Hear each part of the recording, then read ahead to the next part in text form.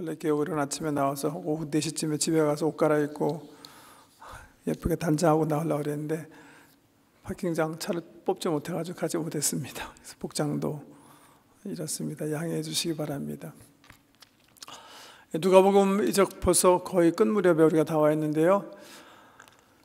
누가복음은 어떤 책인가? 다른 복음서에 비하면 몇 가지 특징이 있다고 그랬어요. 마태복음과 비교하면 마태복음은 굉장히 구약에 대한 인용이 많다고 그랬어요. 왜? 유대인들에게 쓴 복음서니까. 근데 누가복음은 구약에 대한 인용이 그렇게 많지가 않아요. 왜? 구약을 모르는 사람들 대상으로 쓴 복음서이기 때문에 그렇습니다. 그러니까 주로 대상이 누구예요? 이방인들이에요. 누가 자신이 이방인이었든지 아니면 이방인이 아니라 디아스포라 주이시였을 거예요. 그래서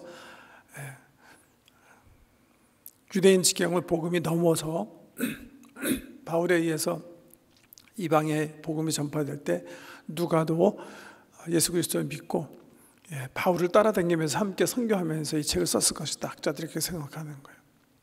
그런데 또 하나 특징이 있어요. 요한복음과 비교하면 이 누가복음은 요한복음 보면 주로 매 장마다 예수님께서 자기가 하나님의 아들이시라는 사실을 선포하기 위해서 사인, 표적을 행하세요. 그리고 그 표적의 의미를 계속 설명해요. 요한복음은 그렇거든요. 1장에 보면 빛이다, 생명의 포도주다, 또 빵이다, 생명의 빵이다, 샘이다, 계속해서 이렇게 여러 가지 표적과 기사를 통해서 예수님께서 하나님의 아들이심을 이렇게 보여주는, 주로 예수님의 신성에 요한복음은 포커스되어 있다 그렇게 얘기한다면 누가복음은 어떤 복음 같아요? 그 반대로 예수님의 몸 있고 사람으로 오심, 그러니까 예수님의 인성에 더 이렇게 포커스한 복음이 바로 누가복음입니다. 그래서 이렇게 사복음서를 읽어보면 물론 마가복음은 굉장히 아주 그냥 간결하게 복음의 핵심을 소개하는 거라면 누가복음 읽을 때 굉장히 이렇게 어떻게 우리가 이렇게 제일 아이덴티파이 할 수 있는 아마 복음서가 아마 누가복음일 거예요. 내가 이 세상에서 삶을 어떻게 살아야 되는가 보여주는 복음서는 누가복음일 거예요. 왜? 말씀드린 것처럼 누가복음은 예수님의 인성에 더 많이 포커스를 했기 때문에 연약한 부분을 하나님께서 어떻게, 우리 주님께서 어떻게 이기셨는지 등등이 그가 고민하시는 모습, 외로운 모습, 이런 모습들이 다른 어떤 복음서보다도 잘 소개가 되어 있는 복음서가 바로 누가복음입니다. 오늘 본문 1절 말씀, 첫 번째 말씀 한번 보세요. 39절 말씀 보시면 예수께서 나가사 습관을 따라 감람산에 가심에 제자들도 따라갔더니, 습관을 따라 감람산에 왜 갔을까? 감람산은 예루살렘 바로 맞은편에 있는 산이에요. 예루살렘은 지금도 가보면 그냥 발 디딜 틈 없게 이렇게 건물로 꽉 차 있는 데가 예루살렘이에요. 왜? 그 수도 도시고 비싼 땅이니까. 그러니까 예루살렘에서 가든을 발견하는 건 임파서블. 예루살렘에서 누가 정원을 가지고 있다. 그건 말이 되지 않는 거예요. 거기는 완전히 지금도 그냥 이렇게 돌로, 그냥 모든 것이 다 이렇게 돌로 돼 있어요. 너무 비싼 땅이에요. 정말 금사라기 같은 땅이에요. 그래서 예루살렘에 사는 부자들이 정원을 가지려고 했으면 다 어디 가지고 있었냐면 감람산에 가지고 있었어요. 그 감람산에 어떤 부자가 우리 예수님과 예수님 이장이 늘 와서 기도하도록 자기 정원을 내드렸던 것 같아요. 그래서 예수님께서 예루살렘에 계실 때는 그 감람산에 가셔서 여기 보니까 습관적으로 기도하셨다. 습관적으로. 다른 복음서에 보면 감람산에 가셨다고 하지 않고 감람산 게세마네 동산에 가셨다 그렇게 표현하는데요. 게세마네라는 동산에 어떤 그 소유주가 우리 예수님을 이렇게 섬겼던 것 같아요. 기도원이죠. 이를테면 예수님의 관점에서는 그 기도원에 가셔서 뭐예요? 습관적으로 기도하셨다. 근데 누가복음에 예수님은 이렇게 항상 습관적으로 기도하세요. 늘 기도하시는 모습. 그러니까 누가복음의 특징 가운데 하나가 뭐라고 했어요? 예수님의 인성이라고 했죠.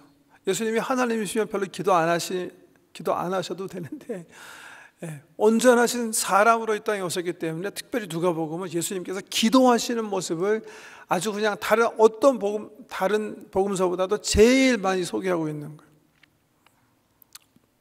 한번 찾아볼까요? 누가복음 3장 한번 보세요. 기도하는 모습만, 우리 예수님이 언제 어떻게 기도하셨나 한번 살펴보세요. 3장 21절 보시면, 이것도 자세히 보세요. 3장 21절, 백성이 다 세례를 받을새 예수도 세례를 받으시고, 그러니까 세례 받으신 다음에 뭐 하세요? 기도하실 때에,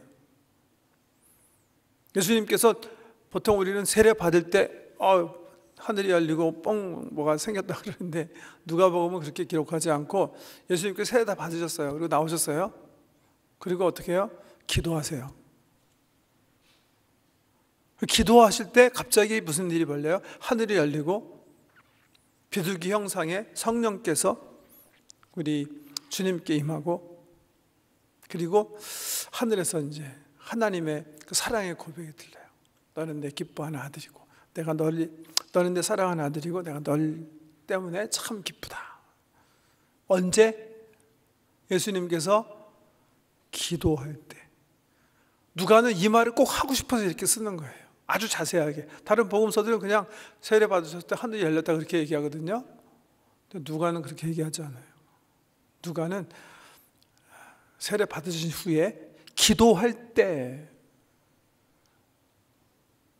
하늘이 열리고 성령이 임했다. 누가가 우리에게 자꾸만 얘기하고 싶은 게 있어요. 기도하라는 거예요. 기도. 예수님처럼 성령이 우리에게 임하고 하나님께서 우리에게 너는 내 사랑하는 아이야, 내가 너 때문에 참 기뻐하는 그런 음성을 듣기 위해서 필요한 게 있는 게 바로 기도. 누가는 항상 이 기도. 4장은 그 유명한 예수님 사역하시기 전에 40일 기도하시는 모습이 있고요. 5장 16절 보세요. 5장 16절 보시면, 15절부터 보시면 예수님께서 여러 가지 표적으로 사람들을 많이 고치세요. 15절에 예수의 소문이 더욱 퍼짐에 수많은 무리가 말씀도 듣고 자기 병도 고침을 받고자 하여 모여오되, 16절, 예수는 물러가서 한적한 곳에서 기도하시니라. 습관적으로 우리 예수님께서는 사람과 멀리 떨어져서, 특별히 이 부분에 보면 막 예수님의 인기가 막 올라가가지고 사람들이 막 떼거지로 몰려오는 거예요. 예수님께서 한적한 곳에, 군중을 떠나서 한적한 곳에 가서 아버지 하나님과 함께 하세요. 왜 그랬을까? 필요하시기 때문에 그랬겠죠, 그죠? 어떤 필요를 채우시려고 이렇게 하셨을까? 각자가 한번 생각해 보세요. 우리 예수님 그렇게 하셨대요. 6장에 보면 우리가 이미 공부한 거죠. 예수님께서 이제 자기와 함께 동역할 12제자를 이제 선정하시기 위해서 그러니까 많은 제자들을 데리고 산에 올라가세요. 그리고 밤새도록 기도하세요. 그리고 내려오셔서 산에 올라간 제자들과 다 내려오신 다음에 발표하시죠. 그 산에 같이 올라간 제자들 앞에서 12를 세우세요. 그리고 그 제자들과 함께 나와서 평지에 있는 제자들과 조인하시는데, 그러기 전에 어떻게 해요? 그 중요한 일을 앞두고 주님께서요, 기도 가운데 결정하시는 거예요. 기도하시면서 결정하시는 거예요. 묵상 속에. 여러분도 그렇게 하세요? 중요한 일을 앞두고 내가 해야 할 일들을 이렇게 앞에 펼쳐주고, 그 일 가지고 주님 앞에 가서 그 앞에 앉아서 다른 거 다 이렇게 제껴놓고 묵상 가운데 결정하세요? 우리 예수님께서 보여준 기도의 삶의 어떤 그 모범이에요, 모범. 네. 그런가 하면 이제 9장 18절도 한번 볼까요? 네, 9장 18절에 보면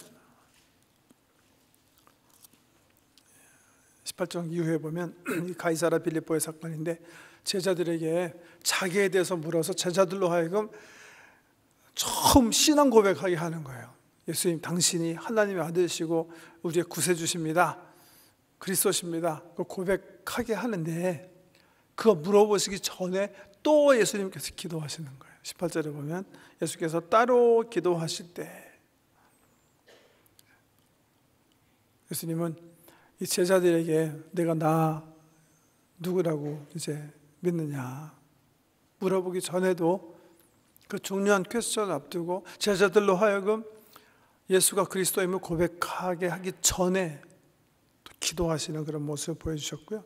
9장에 보면 변화산에도 왜 올라가세요? 기도하러 올라가신다. 기도하러 올라가셨는데 우리 하나님께서 그 기도하시는 예수 그리스도의 현장에 누굴 보내요? 엘리야와 모세를 보내요. 그래서 앞으로 장차 예수님께서 예루살렘에 올라가시면 어떤 일을 당하실지를 그들을 통해서 말씀하셨다 그렇게. 언제? 예수님께서 산에 기도하러 올라가셨을 때. 9장 28절에 있는 말씀이고요. 또 11절에 보면 1절에 예수께서 한 곳에서 기도하시고 마치심에, 그러니까 제자 공동체와 함께 하지만 항상 예수님은 혼자 아버지 하나님을 찾으셨어요. 그거 보고 제자들이 예수님께 와서 예수님 우리 어떻게 기도해야 되는지 가르쳐 주세요. 그래서 가르쳐 주신 게 그 11장의 유명한 기도입니다. 오늘 감람산에 가서 기도하셨다. 왜 기도하시는 거예요? 오늘 내용에서 우리 본 것처럼 지금 예수님의 삶에 있어서 가장 크리티컬한 순간이 다가왔어요. 이 요한계시록 관점에서 하면 사탄이요, 구약교회가 잉태한 이 아이를 잡아먹기 위해서 그냥 용의 아가를 그냥 이렇게 벌리고 달려드는 그 순간, 그 밤이에요. 여기서 예수님께서 하나님께서 보내주신 그 미션, 인류를 구원하는 그 사명을 그냥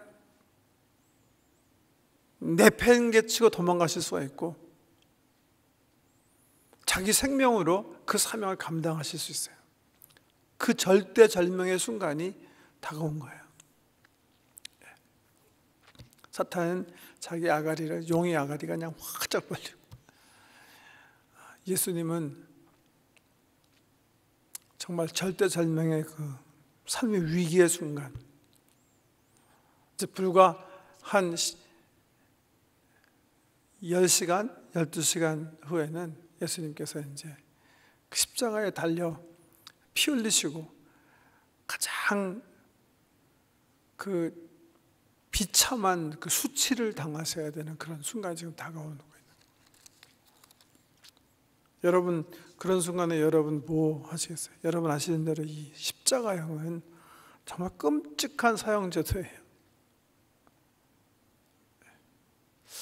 보통 이 사형수를 대하는 사람들의 말을 들어보면, 이제 글들 읽어보면, 사형수들은 보통 그래도 다 이렇게 뭐 이렇게 좀 한가닥 하는 사람들이잖아요. 왕년에 이렇게 좀 칼을 썼든지 용기가 있어갖고 용기라고 만용이죠.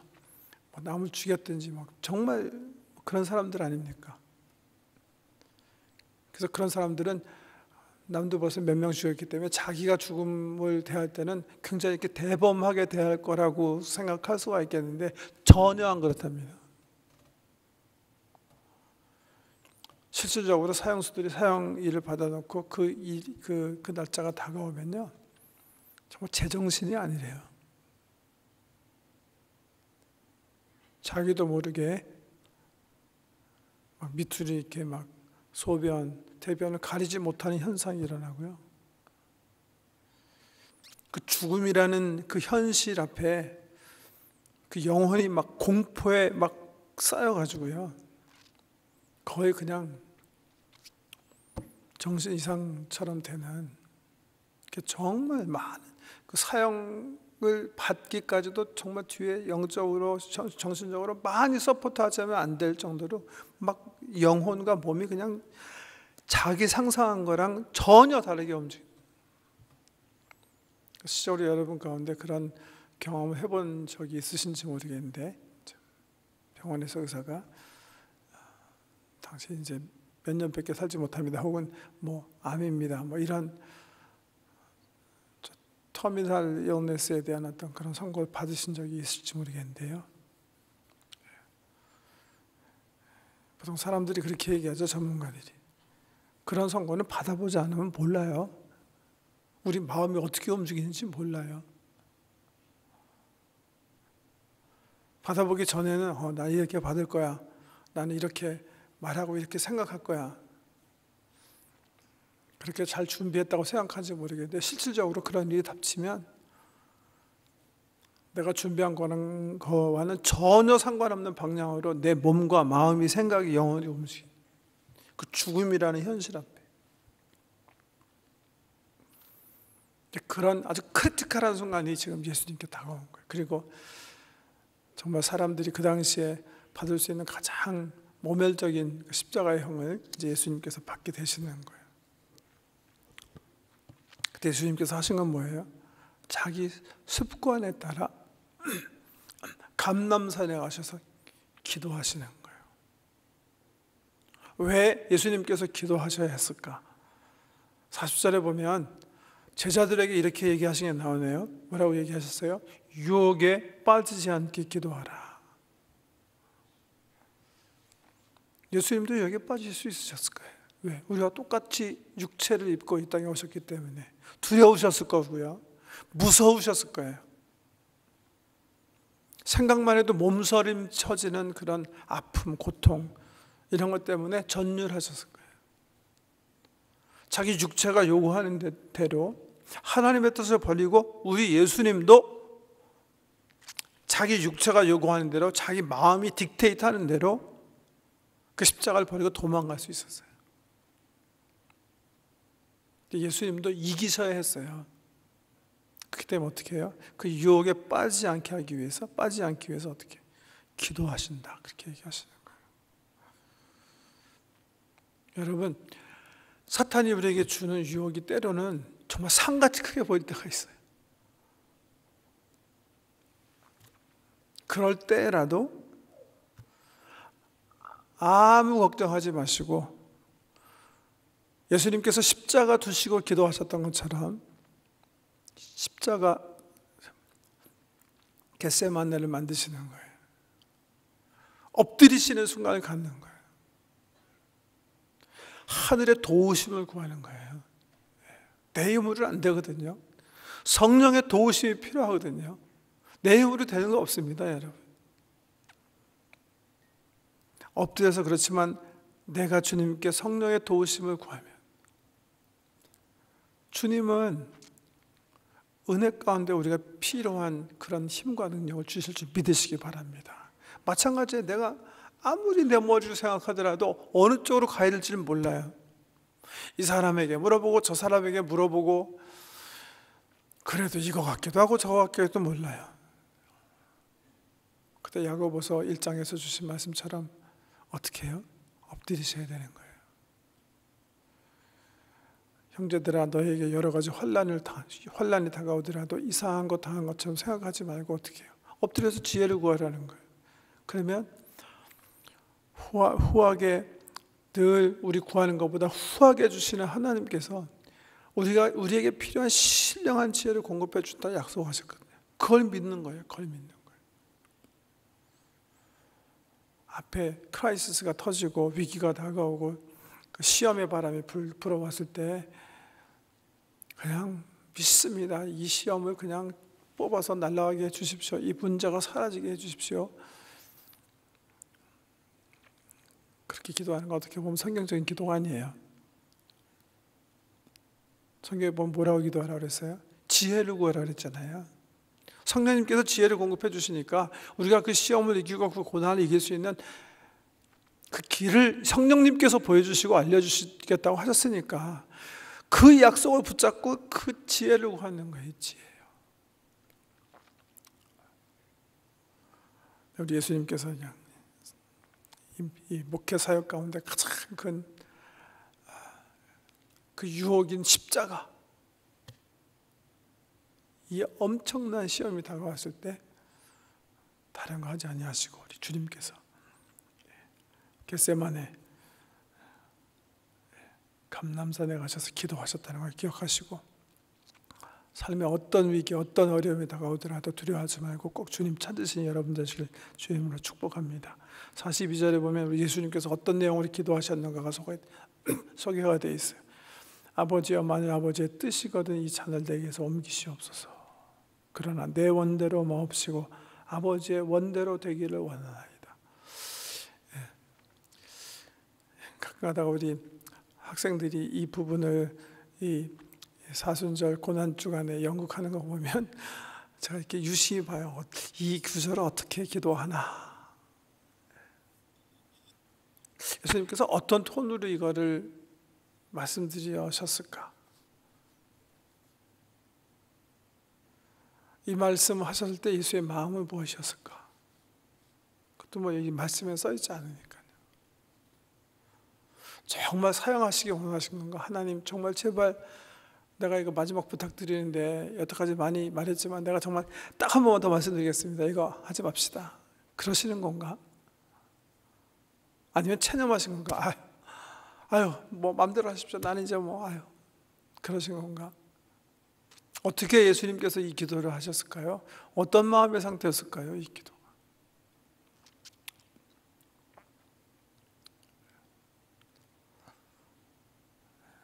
저는 여러 가지로 표현될 수 있지만 예수님의 이 기도는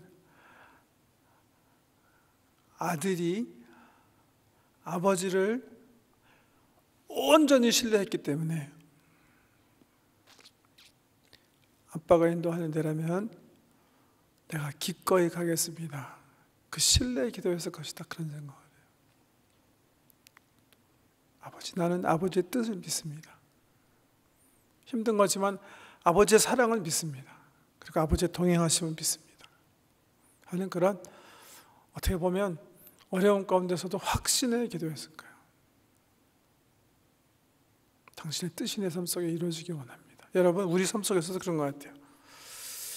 왜 그럴 때 있죠? 잘 이해가 안 될 때요. 이해가 되지 않는 일이 나에게 닥쳐올 때가 있죠. 참 힘들잖아요.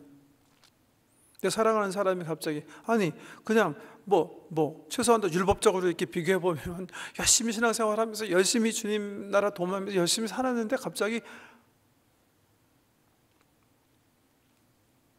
정말 세상에서 악한 사람이 또 당하지 않는 엄청난 비극을 당할 때가 있어요. 그죠? 우리 주변에도 있잖아요. 뜻하지 않는 사고 당한 사람도 있고, 뜻하지 않는 사망 선고 들은 사람도 있고, 뜻하지 않는 우리 머리로 잘 이해가 되지 않는 그런 사건들이 터질 때가 있거든요. 그때가 정말 힘든 거예요. 어려운 거예요. 뭐 하기 어려운 거예요? 그냥 수용하기 어려운 거예요. accept. 아버지 사랑이 나에게 성실하시다, 이 사실을 내 현실과 같이 그냥 받아들이기 쉽지 않은 거예요. 이것도 당하지 않은 사람 몰라요. 정말 억울한 일이거든요. 왜 예수님께서 당하셔야 돼요? 왜 이거 어떻게 수용해야 돼요, 이거요?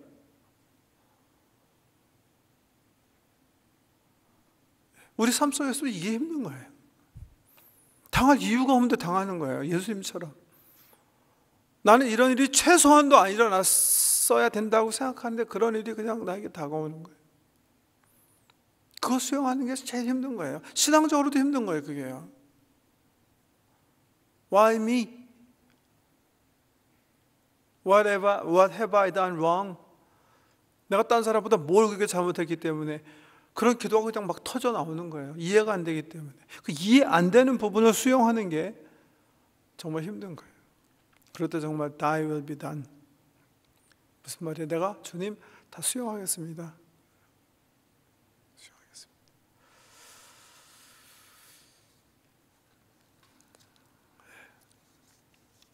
우리 주님이 그런 정말 머리로 세상 지혜로 이해되지 않는 그런 그 크라이시스가 다가왔을 때 그냥 아버지를 그냥 마치 이제 정말 4-5살 먹은 아이가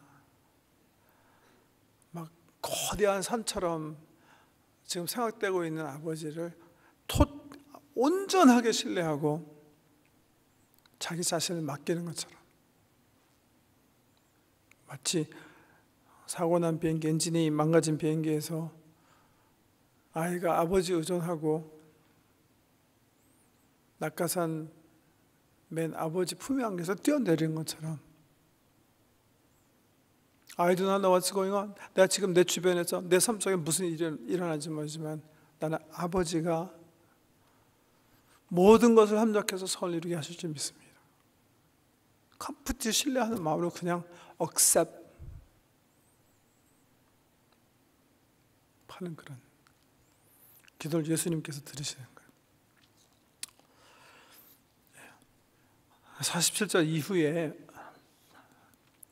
사건은 이 사건 하나하나가 굉장히 중요하지만 그 기도의 결과로 보시면 될 것 같아요.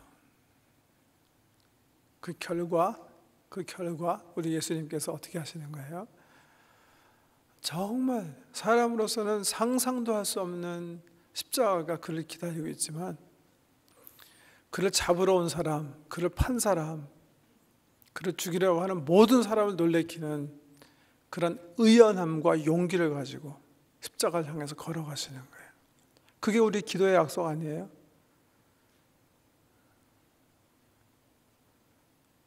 빌립보서 4장 6절 말씀 보시면 뭐죠?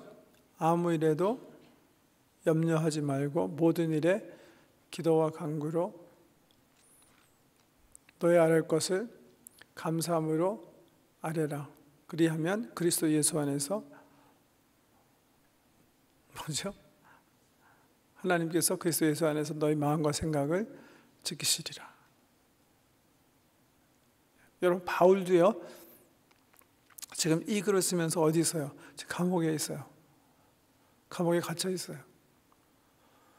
바울의 삶을 보면 수많은 고난과 어려움의 연속이었어요. 자기 스스로 고백한 것처럼 죽음에 이르는 매 태장을 3번 이상 맞고, 배 파손당하고, 돌로 맞고, 엄청난 사람들의 비난과 그 조소를 당했고, 굶었고 맞았고 벗었고, 엄청난 시련을 다 겪고 살았어요. 그런 바울이 우리에게 일러주는 그 삶의 승리의 비결이 바로 빌립보서 4장 6절이에요. 그런데 그 속에서도 바울은 어떻게 했어요? 기도했다는 거예요. 염려하지 않고 모든 일에 기도와 감사로, 간구로, 감사함으로 하나님께 아뢰었어요. 그랬더니 무슨 일이 일어났다고요? 그 일이 사라졌어요? 태장 안 맞았어요? 그러면 파손된 배가 갑자기 뻥 서가지고서는 그냥 순풍에 돛을 달고 갔어요? 감옥에서 팡 풀려났나요? 바울은 그렇게 얘기하지 않아요. 그 현장을 수용하고 넘어갈 수 있는 그런 마음을 하나님께서 주셨다, 그렇게 고백하는 거예요. 예수님처럼 쓴 잔이 떠나가는 게 아니라 그 쓴 잔을 더 큰 사랑으로, 더 큰 평안함으로 accept, 수용하고 극복해서 그 십자가를 질 수 있는 그런 담대한 은총을 하나님께 주셨다는 거예요. 그게 우리 예수 그리스도의 모습이에요. 제자들이 기도하지 않고 있다가 깨어나가지고서 막 지금 막 예수님을 잡으러 오니까 막 어떻게 해야 합니까? 한판 붙어야 될까요? 그런 중에 한 사람이, 누가복음에는 베드로라고 얘기는 하지 않고요, 제사장 종의 귀를 쳐요. 싸움이 벌어진 거죠. 근데 예수가 어떻게 해요? 기도로 준비됐기 때문에 전혀 마음의 동요함이 없이 참아라. 이것까지 참아라. 이게 마지막 참으면 되는 거다 하시고 귀를 붙여주시고, 칼과 몽치를 들고 그를 치려고 하는 사람들 진정하면서 자기 스스로 십자가를 향해서 가는 거예요. 어떻게 그렇게 의연하게 그 당시 가장 정말 무시무시한 이 사형장을 향해서 예수님께서 가시는 거예요. 그 겟세마네 기도예요. 왜 누가가 이 사실을 이렇게 아주 간단하게 이렇게 쓰는 거예요. 우리도 그렇게 살라고요. 삶에 어려운 일이 닥쳐오면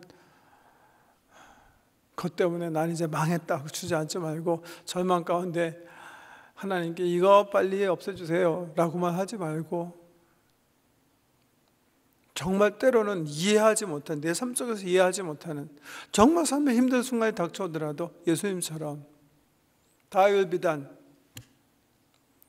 아버지, 내가 아버지께서 모든 일을 합력해서 선을 이루게 하시는 하나님의 것을 내가 믿습니다. 기도 가운데 주께서 주시는 지각에 뛰어나신 평강을 가슴속에 얻으시고 그냥 땅처럼, 땅이 모든 오물과 비와 눈과 모든 사람들의 밟힘을 다 수용하는 것처럼 땅처럼 accept, thy will be done. 그런 부활과 승리가 있는 귀한 여러분 되시길 주의 이름으로 축복합니다. 기도하십시다. 사단이 도전할 때 조금도 흔들리지 아니하시고 주께서 주신 사명을 향해 기도로 준비하고 용감하게 걸어가시는 우리 예수님을 생각하면서 우리 삶에 어떤 어려움이 다가오더라도 예수님처럼 정말 이해되지 않는 아픔과 도전과 병과 죽음과 고난이, 또 사고가, 병들이 우리의 인생을 방문하더라도 의연하게 믿음을 가지고 모든 일을 합해서 더 선을 향해서 이끌어 나가시는 하나님의 섭리를 믿고 Thy will be done, 주의 뜻이 내 삶 속에 이루어지이다 고백하며 승리하는 우리 모든 성도 되도록 성령님 도와주시옵소서. 예수님 이름으로 기도드립니다.